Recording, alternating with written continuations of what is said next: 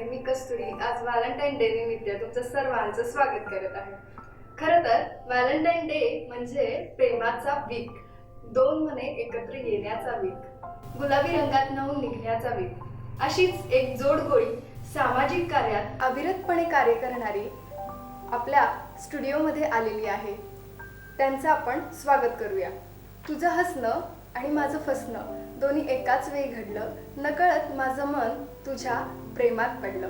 आज Valentine weak निमित्त आपण स्वागत करत आहोत सामाजिक कार्यात अविरतपणे कार्य करणारी एक सुंदर जोडगोळी. आपण त्यांचं स्वागत करूया. शाशाबाई आणि विनायक माळी सर. नमस्कार. व्हॅलेंटाईन वीक आहे तर आपण तुम्हाला इथं बोलवलंय, तर मला विचारायचं आहे की तुमचं लव्ह मॅरेज आहे की अरेंज मॅरेज? आमचं तसं बघायला गेलं तर लव्ह मॅरेज आहे, पण आम्ही व्हॅल्यू मॅरेज म्हणतो. कारण काही व्हॅल्यूज होत्या, त्या मान्य केल्या किंवा एकमेकांच्या व्हॅल्यूज ॲक्सेप्ट करून मग आमचं लग्न झालं, घरातल्यांची मान्यता मिळाल्यानंतर. व्हॅल्यू मॅरेज म्हणजे कसल्या पद्धतीच्या व्हॅल्यू होत्या तुमच्या? दोघांच्याही काही व्हॅल्यू होत्या, तत्त्व होती. ती तत्त्व एकमेकांना सांगितली, माझी काही आहेत, त्याची काही आहेत. आणि मग ती ज्या वेळेला एकमेकांनी ॲक्सेप्ट केली त्यावेळेलाच आमची गाडी पुढे गेली आणि मग ते लव्ह मॅरेजमध्ये रूपांतर झालं. ओके. दोघं जण एक सामाजिक संस्था चालवतात. त्या संस्थेचं नाव आहे विद्योदय मुक्तांगण परिवार. तर मला विचारायचं आहे दादाला की विद्योदय मुक्तांगण परिवार काय काय उपक्रम आणि कशा पद्धतीने उपक्रम साजरा करते किंवा घेत आहे? तर आमच्या कामाची माहिती द्यायची झाली तर 2016 साली आम्ही काही मित्रांनी येऊन विवेकानंद जयंतीच्या निमित्तानं ठरवलं की आपण आपल्या भागात जाऊन काही प्रश्नांवर काम करता येईल का आणि त्याची चांगली उत्तरं, क्रिएटिव्ह उत्तरं आम्हाला शोधता येतील का. आणि 2016ला आम्ही ठरवलं तर शिक्षण आम्हाला सगळ्या प्रश्नाचं मूळ वाटलं आणि मग आपण शिक्षण क्षेत्रात काम करूयात असं आमचं ठरलं. तर गेली 6 वर्ष या 12 जानेवारीला मला पूर्ण झाले आणि या 6 वर्षामध्ये मुख्यतः शिक्षण या विषयावर आम्ही काम करतोय. त्यात मुख्यतः 3 प्रकल्प आम्ही चालवतो. पहिला जो आहे तो ऊसतोड कामगारांच्या मुलांसाठी सेवांकुर साखर शाळा हा उपक्रम आम्ही चालवतो. आपल्या सगळ्यांना माहिती आहे की दरवर्षी दसरा दिवाळीच्या दरम्यान मराठवाड्यातून लाखो ऊसतोड कामगारांच्या टोळ्या स्थलांतरित होतात आणि त्यांच्याबरोबर त्यांची लहान मुलं सुद्धा त्यांच्याबरोबर येत असतात. मग ह्या 6 महिन्यांमध्ये म्हणजे ते दिवाळीनंतर पुढचे मार्च एप्रिल पर्यंत इकडे असतात आणि या 6 महिन्यात या मुलांचं शिक्षण त्या मूळ शाळेपासून ती दूर जातात आणि आम्ही ठरवलं की ह्या मुलांच्या शिक्षणाची गोडी आपण टिकवून ठेवू शकतो का, ह्या मुलांना शिक्षण प्रवाहात आणू शकतो का. आणि त्या हेतूनं आम्ही सेवांकुर साखर शाळा हा उपक्रम चालवतो. दुसरा जो आमचा उपक्रम आहे त्याच्यामध्ये आम्ही ज्ञानदीप प्रकल्प आपण त्याला म्हणतो. आपण जिल्हा परिषद शाळेतली गरजू मुलं आयडेंटिफाय केली. 7 गावांमध्ये 200 मुलं आपण आयडेंटिफाय केली आणि या मुलांची शैक्षणिक दत्तक योजना म्हणजे ते मूल 5वी 6वीला आमच्याकडे येतात आणि आम्ही पुढे म्हणतो की 10वी 12वी पर्यंत ते जोपर्यंत प्रोफेशनल करिअर चूज करते तोपर्यंत आपण त्या मुलांना सपोर्ट करत राहू. इथंपर्यंतचा प्रवास त्या मुलांबरोबर आम्हाला करायचा आहे आणि अशी 200 मुलं आपण ॲडॉप्ट केलेली आहेत. आणि तिसरं, हे सगळं करत असताना आम्हाला असं वाटलं की आम्ही विद्योदयचा मुख्य हेतू आहे तो म्हणजे कृती आणि अनुभव शिक्षण. म्हणजे मुलांना जे कृतीतून अनुभवातून कळतं ते खूप चांगल्या पद्धतीनं मुलं ग्रहण करू शकतात. या हेतूनं आम्ही हे मुलांबरोबर जे जे काही कृती करतो, अनुभव देतो ते आपल्या शिक्षकांना कळायला हवेत. आणि आमची स्वतःची एक्सपर्टी आहे ती म्हणजे सायन्स हा विषय कृतीतून शिकवता आम्हाला जास्त आवडतो. त्यामुळे सायन्स हा वाचून शिकवायचा नाही तर तो कृतीतून शिकवता येतो. म्हणून आम्ही शिक्षकांबरोबर, जिल्हा परिषद शाळेतील जे शिक्षक आहेत अशा शिक्षकांबरोबर आम्ही विज्ञान शिक्षा संवाद म्हणून, म्हणजे तो संवाद दोन्ही वेळेनं, म्हणजे आम्ही असं म्हणतो की आम्ही काय ट्रेनिंग घ्यायला आलो नाही, आम्ही तुमच्याशी गप्पा मारायला आलो, आम्ही तुमच्याशी संवाद करायला आलो. तर तो विज्ञान शिक्षण संवाद असा आता सध्या 2 शाळेतल्या शिक्षकांबरोबर आमचा सुरू आहे. तुमचं आता सामाजिक संस्थेची स्थापना कधी झाली, म्हणजे कधी केली? आम्ही मागाशी बोललो 12 जानेवारी 2016ला आम्ही ह्या संस्थेचं काम आम्ही सुरू केलं. त्याच्या आधी सांगायला गेलं तर मी पुण्यात होतो एका संस्थेत, ज्ञानप्रबोधिनी म्हणून संस्था होती, तिथं मी विद्यार्थी कार्यकर्ता म्हणून काम केलं. 2 वर्ष मी टाटा इन्स्टिट्यूटमध्ये माझं मास्टर इन एलिमेंटरी एज्युकेशनचा कोर्स पूर्ण केला आणि 16ला मला वाटलं की बाबा पुण्या मुंबईत आपण राहायला नको, आपण आपल्या गावात जायला हवं, आपल्या भागात जायला हवं आणि आपण आपल्या भागात ज्या भागात म्हणलो त्या भागाला आपण जे काही शिकलो, ज्या भागानं आपल्याला मोठं केलं त्याचं काहीतरी आपण देणं लागतो असं विचार झाला आणि आपल्या भागात म्हणजे माझ्या मूळ गावी मी आमच्या कामाला सुरुवात केली. तुम्ही म्हटला की व्हॅल्यू मॅरेज झालं तुमचं, कशी ओळख झाली दोघांची? रुरल डेव्हलपमेंटचा जो डिप्लोमा होता तो मी करत होते. त्यासाठी मला फील्ड वर्क करायचं होतं. मग फील्ड वर्कसाठी तर संस्था पाहिजे होती आणि ती मी जिथं राहते तिथून जवळ पाहिजे होती. मग तसं बघायला गेलं तर काही संस्था असतात त्या नुसत्या कागदोपत्री असतात, म्हणजे अगदी स्टॅटिस्टिकल डेटा अगदी करेक्ट तिथं लावतात, फंडिंग गोळा करतात, पण त्यांचं काम तसं नसतं बऱ्याचदा, म्हणजे आम्ही बघत असतो. मग प्रॉपर फील्डवरती काम करणारी संस्था पाहिजे होती. मग आमची एक कॉमन फ्रेंड आहे, तिने मला विनायकच्या संस्थेबद्दल बद्दल सांगितलं की असं असं हे लोक इथं काम करतात आणि ते माझ्या घरापासून जवळ होतं. मग मी त्याच्या संस्थेमध्ये रोज येऊन जाऊन फील्डवर्कसाठी येणं जाणं चालू होतं. मग बराच काळ गेला, ओळख झाली, चांगली मैत्री झाली आणि मग विचारांची देवाणघेवाण होत होत आमची मनं जुळली आणि मग या सगळ्या गोष्टी होत राहिल्या.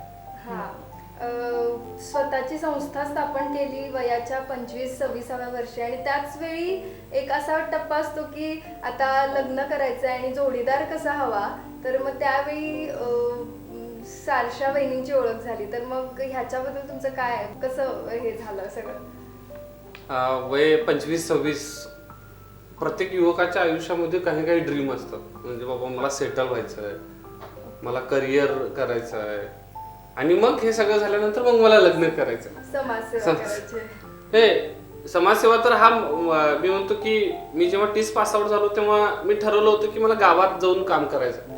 मी म्हणतो की मग मला भेटलेल्या अनेक लोकांचा आणि अनेक पुस्तकांचा ह्याच्यामध्ये वाटा आहे. मी म्हणजे एक पुस्तकानं तर माझं आयुष्य बदल, मी एक होता कारवर, ह्या पुस्तकाने प्रचंड प्रेरित झालो होतो आणि मग कारवर गावात त्याच्या परत गेला होता, त्यांच्या लोकांसाठी तो काम करत होता. मग कुठंतरी बाबा मी ठरवलं होतं की मी कुठेही जाईन पण तुम्ही जेवण मला काम करावं असं वाटतं ते मी माझ्या गावात येईन. आणि तो विचार कुठंतरी मनामध्ये तयार झाला होता आणि मग पक्का झाला होता. मग पुण्यात 4 वर्ष राहून, मुंबईत 2 वर्ष राहून परत गावाकडे यायचं म्हणजे हे घरच्यांच्या दृष्टीनं आणि सगळ्यांच्या दृष्टीनं वेडेपणाचं होतं, म्हणजे की हे वाया गेले अशा शब्दातच माझा उच्चार घरातले करायचे. वय वर्ष 25 आणि मी असा निर्णय घेतला की मी काहीतरी सामाजिक काम गावात करेन. लोक सामाजिक संस्था असतात असं सुद्धा गावात कुणाला आई बाबांना माहित नाही आणि संस्था म्हटले की मोठ्या बिल्डिंग, इमारती आणि ते आपल्या लोकांचं काम नव्हतं, ते आमदार, खासदार आणि मोठी माणसं लागतात, तू काय यात पडू नकोस असं सगळीकडनंच येत होतं. पण मी एक गोष्ट केली की मी फिरलो खूप ह्या दरम्यान. म्हणजे मी प्रबोधिनीत होतो तेव्हा मी काश्मीर पासून कन्याकुमारी पर्यंत आणि पंजाब पासून अरुणाचल पर्यंत मी प्रवास केला आणि प्रवासामध्ये खूप वेगवेगळ्या गोष्टी मला पाहायला मिळाल्या, वेगवेगळ्या संस्था पाहायला मिळाल्या. आणि मग महाराष्ट्रात जेव्हा म्हणजे गावात काम करायचं ठरलं तर म्हटलं बाबा आपण अजून इथं काय पाहता येईल का. तेव्हा एक यात्रा मी केली, ती सुरजन यात्रा, आणि 2016 सालीच आम्ही कामाला सुरुवात पण केली होती, पण तो आपण अजून फिरून बघूयात. मग तेव्हा मी आनंदवनाला भेट दिली, मी हिमलकसाला भेट दिली, मी सर्चमध्ये गेलो आणि इथं खूप खूप महान काम करणाऱ्या व्यक्ती आम्हाला भेटल्या. म्हणजे मी म्हणतो प्रकाश काकांना आम्ही जवळून म्हणजे त्यांचे व्हिडिओज आणि हे युट्यूबवर पाहिलं होतं, प्रकाश काका पुस्तकं वाचलं होतं, पण प्रकाश काकांना प्रत्यक्ष बघितल्यानंतर अरे असं काहीतरी आपल्याला आपला म्हणजे मंदाकिनी काकांकडे भेटलं की बाबा असं काहीतरी आपला पण जोडीदार आयुष्याच्या शेवटपर्यंत साथ देणारा हवा. मी उल्लेख करेन अभयभंग राणीभंगांचा. मी निर्माण कॅम्प केला, एक 10 दिवसांचा होता आणि तेव्हा त्यांनी खूप सुंदररित्या जोडीदाराची विवेकी निवड, जोडीदार कसा निवडा यावर पण चर्चा आमच्या तिथं झाल्या होत्या. आणि ह्याच्या आधी म्हणजे लग्न आणि हा विचार करताना मी म्हणतो मी प्रबोधिनीत असताना डॉक्टर रवी कोल्हे आणि स्मिता कोल्हेंचा इंटरव्ह्यू ऐकला होता आणि त्या इंटरव्ह्यू तर मला अरे असं काहीतरी भन्नाट आपल्याला पण करता येईल का. आणि मी बोलतो की मी खूप वेळेला रवी सरांचा इंटरव्ह्यू जेव्हा ऐकला होता मी तेव्हा रवी सरने तीन त्यांच्या होणाऱ्या बायकोसाठी अटी घातल्या होत्या. मग पहिली अट अशी होती की माझी बायको ही आदिवासी भागात म्हणजे मेळघाटमध्ये त्यांनी काम ते करत होते हरिसालला, तिथं काम करायला तयार हवी, तिला एकच साडी मिळेल, त्यानंतर तिनं वेळ मिळाले तर ती प्रसंगी भीक मागायला सुद्धा तयार हवी. आणि असं असताना स्मिताताई अतिशय उच्चभ्रू घरात वाढलेल्या, त्यांनी या रवी सरांच्या अटी मान्य करून त्यांनी मेळघाटमध्ये 20 वर्ष काम केलं. आणि कुणाला माहिती नव्हतं. जेव्हा पुस्तक प्रकाशित झालं तेव्हा लोकांना कळालं की अरे हे दोघं काहीतरी तिथं करतायत. ह्या लोकांचा सुद्धा माझ्या मनात विचार. आणि मग मी स्वतःच्या काही जसं सारशा म्हणाली की मी काही स्वतःलाच काही घालून दिली. बाबा माझ्या जोडीदाराबद्दल माझ्या काही अपेक्षा होत्या. म्हणजे तिनं ग्रामीण भागात काम करायला तयार हवं, मला सायकलची आवड होती त्यामुळे ती सायकल प्रवास करावा माझ्याबरोबर, तिनं सायकलवर बसावं, सायकल चालवावं, असं मला वाटायचं. आणि मग मी असे जेव्हा तिच्याबरोबर असे शेअर केलं, बाबा माझ्या जोडीदाराची माझी अपेक्षा अशी आहे. मग हिच्याबरोबर बोलण्याआधी मी खूप लोकांबरोबर हे बोलायचो, अरे असं कोण आहे काय बघा. आणि तेव्हा मग मी चेष्टेचा विषय व्हायचो सगळ्यांचा. म्हणूनच कॉमन फ्रेंडनी सांगितलं असेल. त्यामुळे म्हणाले की असं कोण तुला भेटणार नाही, तू बिन लग्नाचाच राहशील. म्हणतो की 25-26 वर्षामध्ये त्या काळात लग्न संसार ह्याच्यापेक्षा मला काम आणि कुठल्या तर प्रश्नावर काम करावं हा मनापासून जास्त होता. आणि त्याच्यासाठी मी माझा पार्टनर शोधत होतो. आणि सारशा त्या काळात भेटली आणि आम्ही म्हणजे लग्न करायचं. म्हणजे फक्त आमचा प्रेमविवाह आहे, पण मी असा विचार केला की जोपर्यंत आमचे पालक तयार होत नाहीत तोपर्यंत आपण पुढे जायचं नाही. आणि आम्ही आमच्या पालकांना वेळ दिला. म्हणजे जवळजवळ 2-2.5 वर्ष आम्ही थांबलो या सगळ्या प्रोसेसमध्ये. आणि मग दोन्ही पालक जेव्हा तयार झाले तेव्हा आम्ही रजिस्टर पद्धतीनं मी म्हणतो आम्ही 26 नोव्हेंबर 2018 आम्ही संविधान दिनाचं औचित्य साधून आपल्या कोल्हापूरच्या विवाह नोंदणी कार्यालयात आम्ही नोंदणी केली. 3 जानेवारी आम्ही सावित्रीबाई जयंती होती, बालिका दिन होता, तेव्हा आम्ही रजिस्टर पद्धतीने विवाह केला. आणि 6 जानेवारी मला सांगायला थोडंसं हेही वाटते की 6 जानेवारी आम्ही मुद्दाम अशी तारीख घेतली होती की सगळ्यांना कन्व्हिनियंट होईल, रविवार होता. आणि आम्ही विचारही केला होता, पण तेव्हा अमावस्या होती. आणि आम्ही तेव्हा सत्यशोधक पद्धतीने विवाह केला. आणि अशा पद्धतीनं 2019 पासून आता 3 वर्ष पूर्ण झाली, पण आम्ही भेटून 6-7 वर्ष झाली. तुम्ही सत्यशोधक विवाह केलाय म्हणजे कशा पद्धतीने तो विवाह असतो आणि म्हणजे तुम्ही स्नेहभोजन पण केलंय असं आढावा घेताना लक्षात आलं. तर नेमकं कशा पद्धतीने तुमचं लग्न झालं? जसं विनायकनी सांगितलं की 3 जानेवारीला आमचा दोघांचे आई बाबा साक्षीदार होते त्या लग्नामध्ये, विवाह नोंदणी कार्यालय कोल्हापूर जिल्ह्याचं जे आहे तिथं. आणि त्यानंतर माझ्या आईची इच्छा होती की आता मी एकुलती एक मुलगी, मग लग्न झाले हे सगळ्यांना कळायला पाहिजे, म्हणून स्नेहभोजनाचा कार्यक्रम होता की ज्यामध्ये सगळे नातेवाईक येतील, आशीर्वाद देतील आणि सगळ्यांच्या गाठीभेटी होती, त्यांना पण कळेल जावई वगैरे या सगळ्या गोष्टी होत राहतील म्हणून. आणि मग विनायकनी बोललाच की जवळ 3 तारखेनंतरचा जवळचा रविवार होता 6 तारखेला. मग सत्यशोधक लग्न झालं म्हणजे महात्मा फुलेंनी सांगितलं होतं की सत्यशोधक पद्धतीने लग्न, मग त्यात भट ब्राह्मण वगैरे असे कोणी नसतात. मग त्यामध्ये पूर्वज पूजन केलं जातं की ज्यांच्यामुळे आपण आतापर्यंत आहोत. म्हणजे माझ्या बाबतीत पण तेच झालं. माझ्या पणजीने माझ्या आजोबांना शिकवलं, आजोबा शिक्षक, आजोबांच्यामुळं बाबा शिकले, बाबा पण शिक्षक, आणि त्यांच्यामुळं माझ्या घरातली 3री पिढी ही शिकलेली.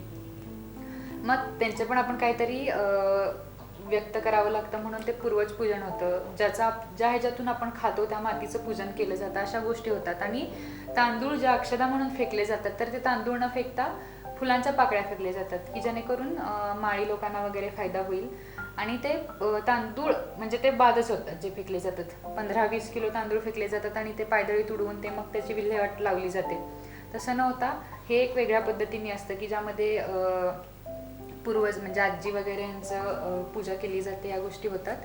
अशा पद्धतीने झालं. आणि त्या दिवशी आमच्या प्रकल्पातील मुलं पथनाट्य करतात खूप छान. तर त्या मुलांनी पण पथनाट्य केलं होतं आमच्या लग्नामध्ये. आणि सावित्री जयंती झाली होती, बालिका दिन, तर त्या मी सावित्री बोलते असं एक पात्री प्रयोग जयसिंगपूरच्या नंदा पाटील आहेत त्यांनी केलं होतं. त्या प्राध्यापिका आहेत पण त्यांनी तो प्रयोग केला होता की सावित्रीबाई सगळ्यांना समजावी जे आमच्या स्नेहभोजनाच्या कार्यक्रमात आले होते. तर अशा पद्धतीने झालं. मला फोटोग्राफी आवडते म्हणून फोटोचं प्रदर्शन होतं. विनायकला हस्ताक्षर आवडतं म्हणून त्याचं हस्ताक्षरचं पण प्रदर्शन होतं. असं वेगळ्या पद्धतीने तो विवाह सोहळा झाला. म्हणजे लग्न कमी आणि बाकीचं सगळ्या सामाजिक उपक्रम जास्त होते. म्हणजे लोकांना पण फार आश्चर्य वाटलं की अरे अशा पद्धतीने पण लग्न होतं का. मग ते झाल्यानंतर लगेच एक 15-20 दिवसात आमचंच कल्पना घेऊन विनायकच्या एका मित्राने, मला वाटतं विदर्भात का मराठवाड्यात असतो तो, त्यांनी पण आमच्यासारखंच लग्न केलं. अगदी सगळं विचारलं, अरे काय प्रोसिजर आहे सांग, आणि त्यांनीही असंच केलं. म्हणजे सांगायला आनंद होता की 200 रुपयात लग्न झालं, जे कोल्हापूरला विवाह नोंदणी कार्यालयात झालं. आणि मग लोकांना जे जेवण द्यायचं होतं ते ठीक, ओके, म्हणजे लोकांना कळायला पाहिजे की लग्न झालेलं आहे म्हणून तो छोटासा एक कार्यक्रम होता. थोरा मोठ्यांचे आशीर्वाद जे पुढच्या भविष्याच्या वाटचालीसाठी गरजेचे असतात, त्यासाठी तो स्नेहभोजनाचा कार्यक्रम केला होता. प्रत्येक मुलगीला वाटतं की आपला स्वप्नातला राजकुमार हवा, तर तुमच्या काय कल्पना होत्या की तुम्हाला कशा पद्धतीनं तुमचा राजकुमार हवा होता? ॲक्च्युली सांगायचं तर मी म्हणजे माझ्या वयाच्या 22-23व्या वर्षापर्यंत सगळी सुख उपभोगली होती. म्हणजे विनायकला माझ्या बाबांनी सांगितलंच होतं की माझी मुलगी पाहिजे तर 200 रुपयाचं चॉकलेट खाते, 100 रुपयाचं चॉकलेट खाते, कुठं पण गेलं तर काय पाहिजे असेल तर त्या वस्तू घेते, काही सगळ्या वस्तू म्हणजे सगळं सुख जे असतं ते मी घेतलं होतं. आणि त्यात काय त्या भौतिक गोष्टींमध्ये काही आनंद नसतो हे मला वयाच्या एका टर्निंग पॉईंट म्हणतात तिथं मला ते समजलं होतं.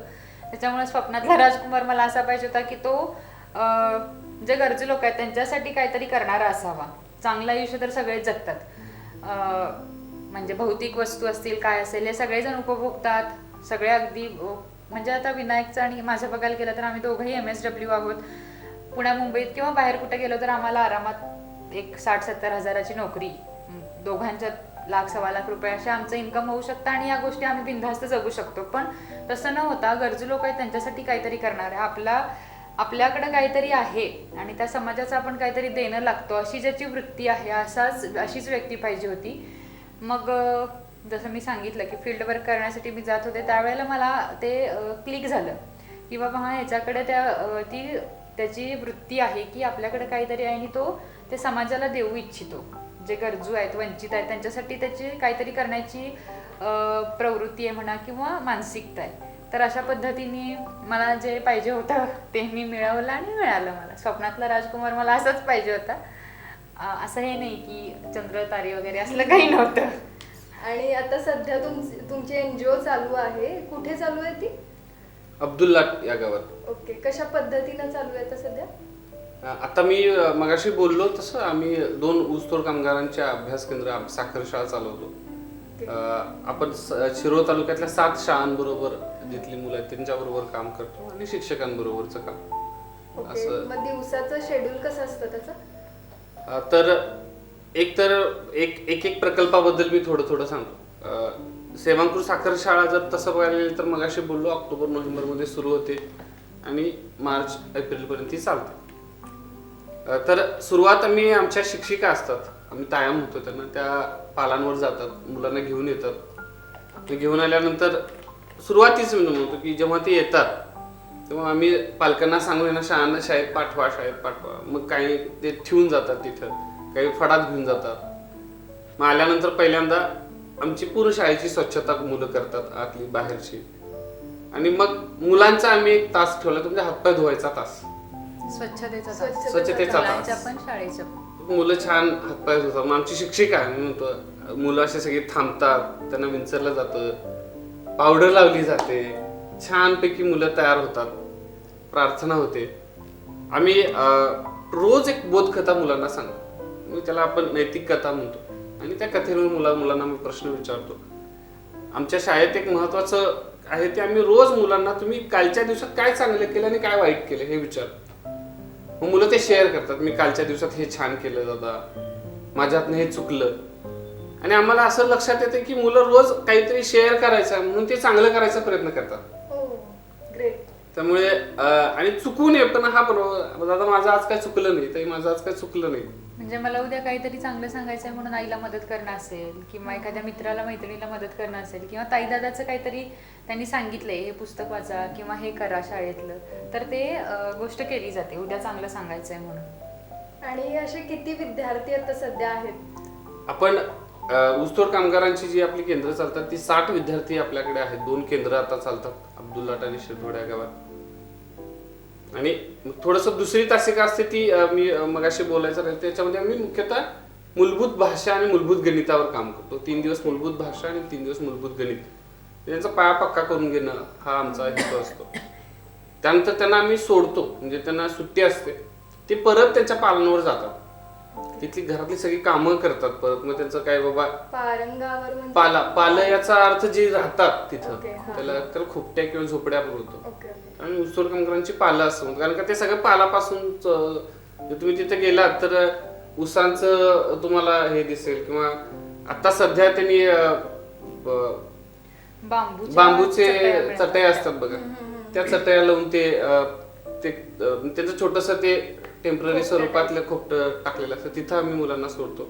मग ते काम आवरून येतात. जेवण आम्ही मुलांना देतो.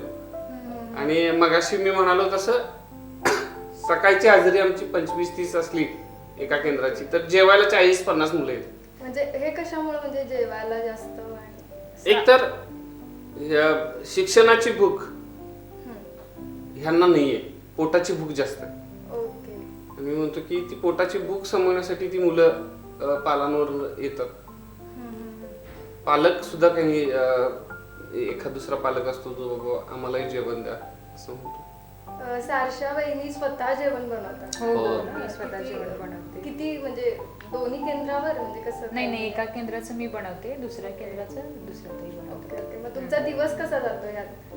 माझा दिवस मस्त जातो. एखाद्या शनिवारी किंवा रविवारी मुलं नसतात, शनिवारी दुपारपर्यंत असतात आणि रविवारी तर मोठ्या गटातली असतात, त्याच्यामुळं करमत नाही. असं फार असं संध्याकाळच्या वेळेला तर फार भकास वाटायला लागतं, कारण दिवसभर अगदी सकाळी 6:30 वाजल्यापासून आमचा दिवस चालू होतो मुलांसोबत.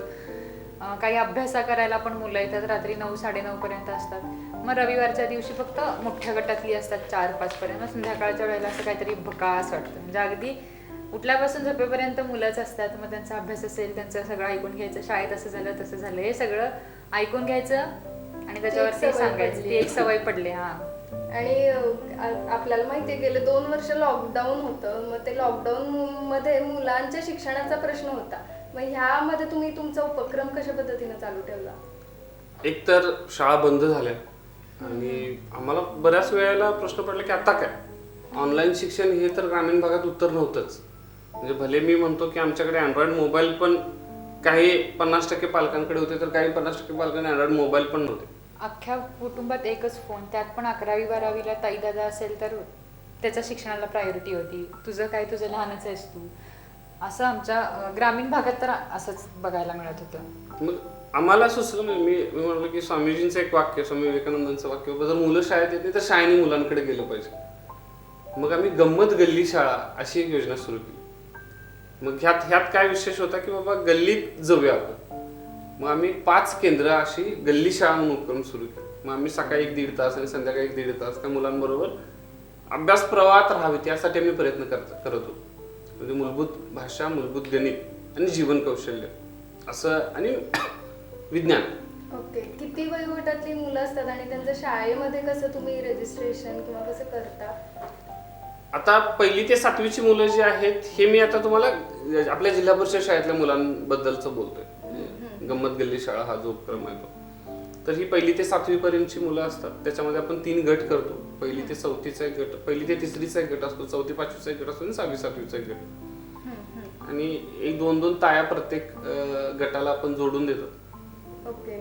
आणि तुम्ही ABC अशा पद्धतीने रँकिंग पण देता ना? ते कसं देतात ते? तर आता इकडं सेवांकुर साखर शाळेचं मूल्यमापन जर करायला गेलं तर जेव्हा आम्ही मुलांना एनरोल करतो तेव्हा पहिल्या टप्प्यातच मुलांचं आपण ABC मध्ये कॅटेगरी करतो. ओके. आता ते मुलांना माहित नसतं परंतु आम्हाला माहित असतं. C म्हणजे ज्यांना अंक ओळख नाहीये, अक्षर ओळख नाहीये अशी मुलं, जी म्हणजे तो 5वीला असतो 7वीला असतो परंतु त्याला काहीच येत नसतं, स्वतःचं नाव सुद्धा वाचता येत नसतं. असा गट C गटात आपण म्हणतो. B गट आहे त्याला बेसिक कळतंय, म्हणजे थोडं वाचता येतंय, थोडं अंक ओळख आहे, पण तो अजून त्याच्या पूर्ण क्षमता विकसित नाही झाल्या. फ्लुएंट वाचत नाहीये किंवा आकलन त्याला होत नाहीये किंवा अंक ओळख आहे परंतु बेरीज वजाबाकी गुणाकार भागाकाराच्या क्षमता त्याला अजून येत नाहीये. तर असं B गटात आपण घेतो. आणि A वाला जो आहे तो ह्या दोन्ही क्षमता पूर्ण झाल्या त्याच्या, म्हणजे लेखन वाचनाच्या क्षमता त्याच्याकडे आहेत आणि न्यूमरसीच्या ज्या क्षमता आहेत त्या त्याच्याकडे आहेत. असं ABC गटामध्ये आम्ही मुलांचं वर्गीकरण करतो आणि तसं प्रत्येक मुलाला आपण इनपुट देत राहतो. मग हे सगळं करताना तुम्हाला शासनाची मदत किंवा पाठिंबा लागतो का, म्हणजे कशा पद्धतीने? एकतर आता 6 वर्षामध्ये मी बघतोय तर कुठलीही शासकीय मदत आम्हाला मिळाली नाहीये. जे काय आहे ते लोकसहभागातून लोकवर्गणीतून आम्ही हे करतो, डोनेशन्स मधून करतो. बऱ्याच वेळेला पदरमोड ही होते, पण करायची इच्छा आहे. म्हणजे मागच्या 4-5 वर्षामध्ये मला फेलोशिप्स मिळाले होते. ओके, कोणत्या फेलोशिप त्या? मला विप्रोची एक फेलोशिप मिळाली होती, विप्रो सिडिंग फेलो म्हणून. मी गेली 4 वर्ष फेलो होतो. मला टीच फॉर इंडियाची एक फेलोशिप मिळाली होती आणि चेंज लूम म्हणून एक दिल्लीची प्रवाह म्हणून संस्था आहे.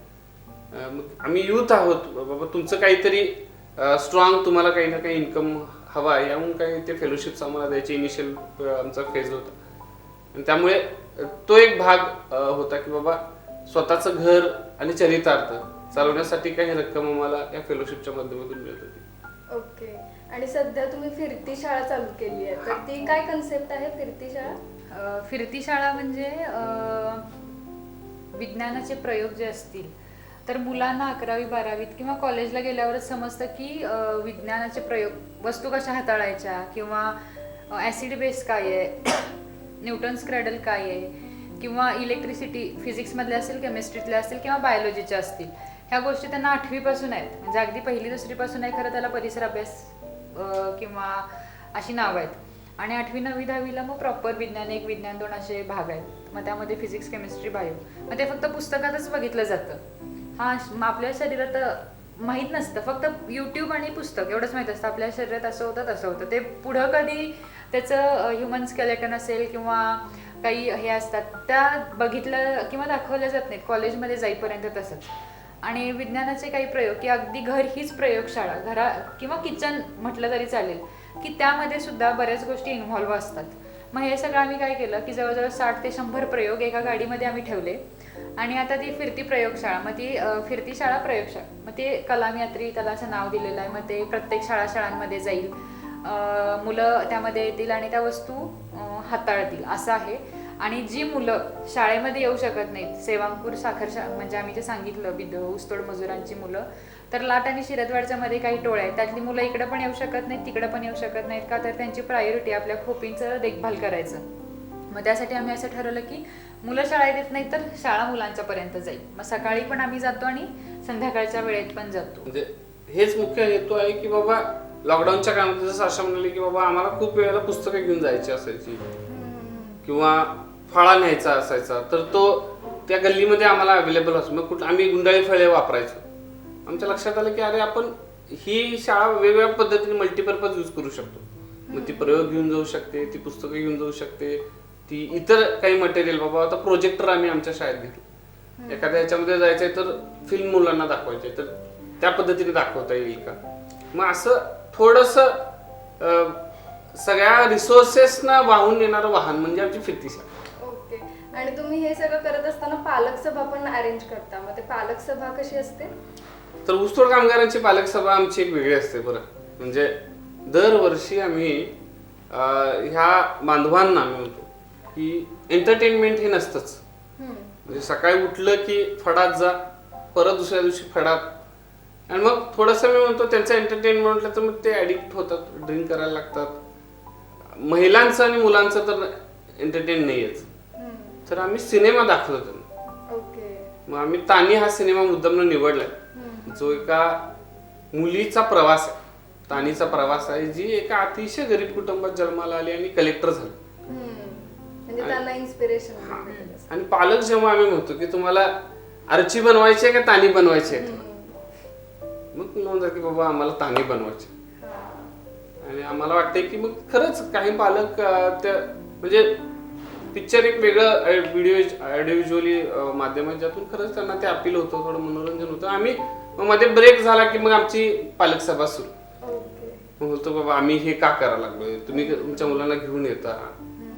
मग परत अशा पद्धतीने ते जोडलेही जातात वेगळ्या पद्धतीने. हा तुमचा जो प्रवास आहे तो खूपच म्हणजे वेगळा आहे. आणि हे सगळं करत असताना अशी कोणती अडचण आली आहे का, किंवा आता वाटतं की हा बाबा हे कठीण आहे, आता इथून पुढं कसं करायचं, किंवा आता प्रसंग आलाय की हा कठीण आहे तर कसं त्याला तोंड द्यायचं, असा कुठला प्रसंग आलाय? एकतर कोविड आणि हे सगळं सुरू झालं तेव्हा खरंच म्हणजे सगळ्यांवरच एक वेगळं संकट होतं. म्हणजे माझी फेलोशिप्स 2021ला संपली आणि आता पुढं काय. खूप वेळेला प्रश्न पडायचा की खूप वेळा मी माझ्या फेलोशिपमधली अमाऊंट ह्या सगळ्या खर्चांसाठी वापरायचो. मग काही तोडके मी म्हणतो, खूप नाही पण काही मोजके देणगीदार होते जे काहीतरी महिन्याला कॉन्ट्रीब्यूट करत होते. आणि मग आम्ही थोडे विचार केला की बाबा आपल्याला हे काम पुढे न्यायचंय, तर एकतर काम आम्ही खूप इच्छा आहे, परंतु आमचे ज्या टाया येतात त्यांना आम्हाला काही ना काही मानधन द्यावं लागतं. मुलांच्या एज्युकेशन मटेरियलसाठी काही फंड रेज करावा लागतो. मग हे सगळं करत असताना मग माझ्या डोक्यात विचार आला की पुढं काय. तर मी असं अपील केलं की महिन्याला आम्हाला 1,000 रुपये देणारे काही डोनर हवे. ओके. आणि तुम्हाला सांगतो 30 भर लोक समाजातून आमचे तयार झाले. माझे मित्र परिवार आहे, मार्गदर्शक आहेत, गुरु आहेत, असं खूप लोक तयार, 30 भर लोक. आणि आमचं 30 लोकांमध्ये आमचं महिन्याचं जे काय बजेट आहे ते पूर्ण होतं. ही कन्सेप्ट चांगली आहे. म्हणजे एवढ्या विद्यार्थी तुम्ही आतापर्यंत नाही म्हटलं तरी 500च्या वर विद्यार्थी नक्कीच. घडवलं. तर ह्या विद्यार्थीमधला एक तुम्हाला किंवा एक विद्यार्थी तुम्हाला भविष्यात ताणी वाटते किंवा कलेक्टर वाटते असं कोण जाणवलं? म्हणजे मी 2 मुलं मी थोड्याशा आम्ही सुरुवातीला जेव्हा काम सुरू केलं 16-17ला, आता आमची मुलं 12वीत आहेत. मी म्हणतो मी ओंकार कुंभारचं नाव आणि प्रतीक्षा कोळीचं नाव मी या ठिकाणी घेतोय. ओंकारला 10वीला 95% मार्क पडले, प्रतीक्षाला 97% मार्क पडले. ते आता 12वी सायन्सला आहेत. आणि दोघांचे डिझायर आहेत की एकटीला ती प्रतीक्षा म्हणते मी इंजिनियर बनून दादा कलेक्टर बनणार. आणि 8वीला तिनं तिचं ध्येय आम्हाला लिहून दिले की दादा मी कलेक्टर बनणार. म्हणजे तिने खूप भारी कंसात लिहिले आणि मला ते खूप छान वाटलं. कंसात लिहिले मी दादासारखं काहीतरी चांगलं नाहीतर कलेक्टर बनणार. आणि मग तिने लिहिलंय की कलेक्टर बनण्यासाठी काय काय. तर मी म्हणतो प्रतीक्षाचं एक स्वप्न आम्हाला पूर्ण करायचं. ओंकार मी म्हणतो ओंकार असंच प्रचंड घरची परिस्थिती हलाखीची पण जिद्दी. 10वी नंतर दादा मला सायन्सच करायचं आहे आणि मी डॉक्टरच बनणार आहे. आणि आता ओंकार 12वीला आहे, चांगल्या इन्स्टिट्यूटला आम्ही ऍडमिशन त्याचं करून दिलं आणि खूप जिद्दीनं तो प्रवास करतोय. मी हे 2 विद्यार्थी म्हणतो की आमच्या पहिल्या बॅचचे. भरपूर सारे विद्यार्थी कलेक्टर बनो, पोलीस बनो, डॉक्टर बनो अशी अपेक्षा आहे. तर वहिनी तुम्हाला प्रश्न विचारायचा आहे की हे सगळं करत असताना घर सांभाळायचं, संस्था सांभाळायची, तर हे सगळं करत असताना घरच्यांचा पाठिंबा म्हणजे दोन्हीकडून कशा पद्धतीने तुम्हाला मिळतोय? घरच्यांचा पाठिंबा तर आहेच, कारण मुलींना तेच गरजेचं असतं. माहेरमधून तर पाठिंबा आहे आणि सासरमधूनही पाठिंबा आहे. कारण म्हणजे मी लहानपणापासूनच बघितलं समाजसेवा. माझे आजोबा असतील, बाबा असतील, काका असतील, हे सगळे करत होते. माझी आई आणि काकू. आम्ही 2री-3रीत असताना कराडमधला जो झोपडपट्टीची वस्ती आहे तर तिथं त्या शिकवायला जायच्या आणि आम्हाला घेऊन जायच्या. म्हणजे तो वारसा आला. तो वारसा म्हणजे आम्ही कसं राहतो आणि ते कसं राहतात, मग त्यांना काय गरज आहे आणि आमच्याकडे काय जास्त आहे, हे जे तराजू इम्बॅलन्स होता ना तो त्यावेळेसपासून मनात रुजवला गेला की समाजात ही दरी आहे आणि ही आपल्याला कमी करायची आहे. हे त्यावेळी आमच्या डोक्यामध्ये म्हणजे कदाचित ते त्यांना ठेवायचं असेल म्हणून ते घेऊन जात असतील. आणि सासरमध्ये आल्यावर पण सासू सासऱ्यांचं दोघांचंही एकच असतं की तू मनात एकच ठेव, दुसऱ्याचं कल्याण करायचं आहे, मग तुझं कल्याण होतं, दुसऱ्याचं चांगलं होऊ दे असं मनात तुझ्या भावना ठेव आणि चांगलंच म्हणजे तुझं पण चांगलं होईल. तू ज्यावेळेला दुसऱ्याचं चांगलं करतीस त्यावेळेला तुझं चांगलं होतं. आणि म्हणजे सासूबाईंचा आम्हाला जास्त सपोर्ट असतो कारण बाकीचे आपल्या आपल्या कामात असतात. आता माहेरचं तर काय, आई बाबा कराडला असतात, सासरे शेती करतात, मग मेन म्हणजे सासूबाई. मग डबा करून देणं असेल किंवा कधी कधी मी कुठं ट्रेनिंगच्या निमित्तानं सगळ्या शिक्षिकांना घेऊन गेले तर साखर शाळेतल्या मुलांचं जेवण करणं असेल किंवा या गोष्टी त्या अगदी त्यांना म्हणजे अगदी डिवोशनली करतात आणि सांगतात की हा फोनवरती सांगतात एवढं करायचं आहे ना तर ह्याला एवढं माप घे, एवढं पाणी घाल, हे कर, असं कर. अगदी तसं घरात अचानक लोक जेवायला आले तर मी विचारते अचानक आलेत काय करू, मग त्या सांगतात एवढं एवढं कर, एवढ्या ह्याच्यात एवढं सगळं होऊन जातं. म्हणजे तो एक त्यांचा सपोर्ट आम्हाला असतो. म्हणजे ते गरजेचं आहे. नाही तर खेडेगाव ग्रामीण भागात हे फार कठीण होतं की सून आता मुलगा जाऊ शकतो पण सून पण 6 वाजता 7 वाजता सकाळी किंवा रात्री 8 वाजता 10 वाजता याच्याबरोबर गाडीवरून फिरणार. मग ग्रामीण भागात हे फार विचित्र पद्धतीने बघितलं जातं, पण माझ्याकडे तसं काही नाही. माझ्याकडे अगदी तुम्ही काय करताय ते चांगलं करा, आमचे आशीर्वाद तुमच्या पाठीशी आहेत असं हे दोघं आणि ते दोघं अगदी आहे. आणि ते त्याच्यामुळे ती एक ऊर्जा मिळते मला की हा बाबा आता तिकडून मी रिलॅक्स असते, म्हणून मला ह्या कामामध्ये काही करायला गती मिळून जाते आणि हे फार गरजेचं असतं. त्याबद्दल मी त्या चौघांना इथं थँक्यू म्हणते. ओके, तुमची कधी भांडणं होतात का म्हणजे कुठल्या विषयावर किंवा आता हे करायचं आहे वगैरे वगैरे, आता हा प्लॅन करायचा आहे किंवा नाही झाला वगैरे? म्हणजे दिवसात एकदा खटकायला पाहिजेच, त्या नाही तर आम्हाला चुकल्यासारखं वाटतं.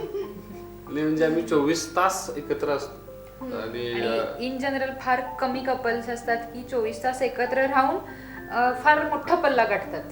ओके. हा, आम्ही 24 तास एकत्र असतो. खरं आमची भांडणं एखाद दुसरं होतं, खरं असं अगदी हे नाही की बाहेर कोण व्यक्ती असते त्याला कळत पण नाही आमचे वाद झाले. नाहीतर भांडणं आपण बघतो, भांडणं म्हणजे एवढी भांडणं होतात की गल्ली गाव जमा होतं. खरं असं आमच्यात नाही कधी होत. जे मी म्हणतो की 10 मिनिटाच्या आत एकमेकांना म्हणायला लागतं. 5 ते 10 मिनिटं एवढंच आमचा तो याचा फेज असतो. त्याच्यानंतर नाही.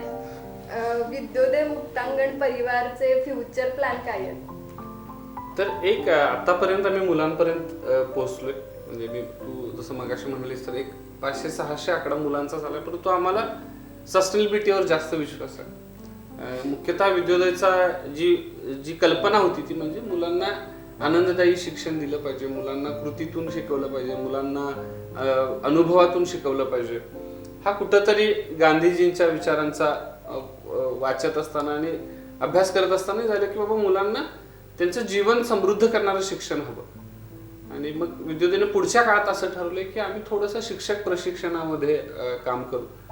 मुख्यतः विज्ञान गणित हे जे विषय वाटतात मुलांना क्लिष्ट, ते थोडंसं कृती खेळ अनुभव आणि आनंददायी पद्धतीनं कसं शिकवता येईल या पद्धतीनं पुढच्या काळामध्ये आमचं काम राहणार आहे.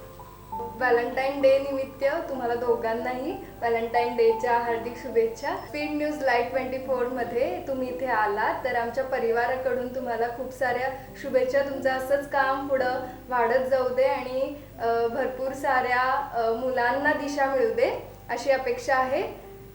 आणि त्याचबरोबर भावी बाबा आमटे आणि मंदाकिनी आमटे बघायला मला नक्कीच आवडेल.